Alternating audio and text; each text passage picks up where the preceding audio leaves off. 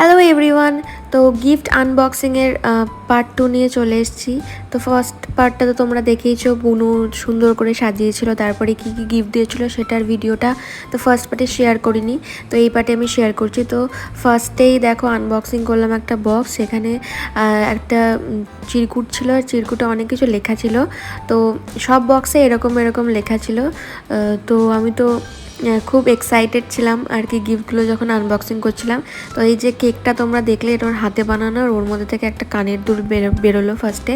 তারপরে এই ক্রাঞ্চেসগুলো, তারপরে এই কার্ডটা দিয়েছে আমাকে। কার্ডটা তো খুব সুন্দর ছিল, কি সুন্দর এখানে আর কি কেকের ওপরে দেখো আলো জ্বলছে। তো সবগুলোই ওর হাতে বানানো। আর এই যে এটা একটা বিউটি ব্লেন্ডার। আর তারপরে এই যে একটা গিফট ওপেন করছি, এটা দেখে তো আমি জাস্ট অবাক হয়ে গেছিলাম।